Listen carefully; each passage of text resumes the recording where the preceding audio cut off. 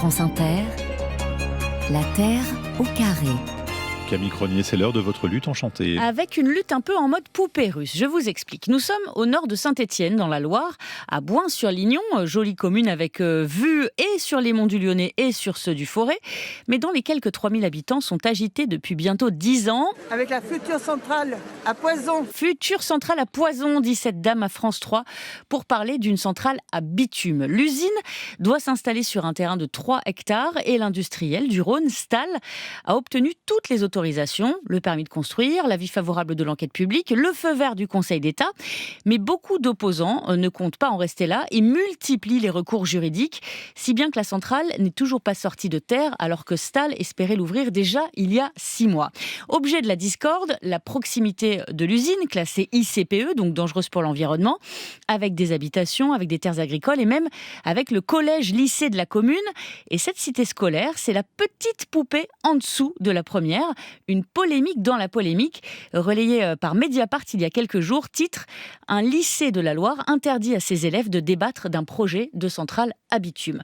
14 élèves de première générale avec la spécialité Histoire Géo, Géopolitique, Sciences Politiques, HGGSP dans le jargon, voulaient organiser en février dernier un débat dans le cadre du chapitre sur l'éducation aux médias.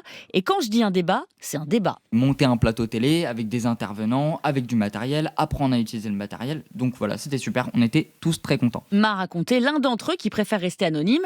Et quel meilleur sujet de débat que le projet de centrale, n'est-ce pas Mira? Elle est aussi dans les 14 élèves. On a trouvé ça important de parler de ça parce que c'est un sujet qui nous concerne tous et ça pouvait permettre de faire intervenir plusieurs acteurs qu'on n'avait pas forcément l'habitude de voir, des élus, etc. Donc. Voilà, l'idée c'était de faire comme à la télé mais sans diffusion, avec un plateau réunissant le patron de Stahl, le sénateur de la Loire et ancien maire de Boins, la maire actuelle, le préfet, le sous-préfet, l'agence régionale de santé, les associations d'opposants, les parents d'élèves, la proviseure, bref, ils n'ont pas manqué d'ambition sur leur plateau pour rester totalement impartiaux. Oui, c'est ça, on voulait vraiment des deux côtés. Hein. Oui, c'était pas du tout quelque chose de politique où on exprimait notre avis en prenant plus d'un côté que de l'autre. Non, on a invité autant de monde de chaque côté pour qu'ils échangent, quoi. Bon, sauf que les invitations sitôt envoyées, y compris à la proviseure, Madame Chauvet, la voici qui annule. Enfin, elle a d'abord fait en sorte d'être présente, mais c'est en apprenant que le préfet, notamment, avait été invité sans être elle-même dans la boucle, qu'elle a piqué une colère noire. On ne peut pas inviter un représentant de l'État, mais même moi, chef d'établissement, je ne peux pas inviter le préfet sans passer par la direction académique. C'est pas possible, ça. C'est quand même formidable. C'est moi qui passe pour la méchante, alors qu'on a voulu m'instrumentaliser et instrumentaliser les élèves. Là, je ne suis pas d'accord. Mireille Chauvet estime avoir été mise devant le fait accompli et que le protocole hiérarchique donc n'a pas été respecté. Mais dans la lettre qu'elle envoie fin janvier aux parents pour les informer de l'annulation, elle écrit, je cite, que l'initiative bien intentionnée n'a pas été donc validée par la direction et que le sujet de la centrale à bitume, déjà source de débats sensibles, aurait pu entraîner des discussions délicates au sein de l'établissement. C'est donc pour préserver la sérénité des élèves et l'intégrité du cadre éducatif qu'elle dit stop. Moi personnellement, je m'attendais pas du tout à ce que ce soit annulé. On se fait censurer, quoi. Censure et mépris des initiatives de jeunes citoyens, estiment les élèves. Personne ne nous écoute et on nous empêche de parler en plus, quoi. Mais la proviseure se défend. Je n'ai jamais refusé un projet dans l'établissement.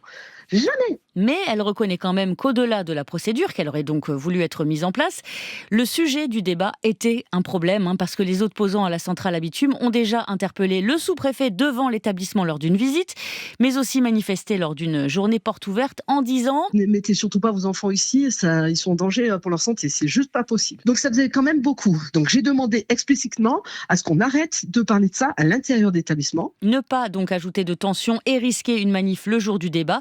L'exercice médiatique s'est transformé en bel exercice de liberté d'expression et donc de démocratie.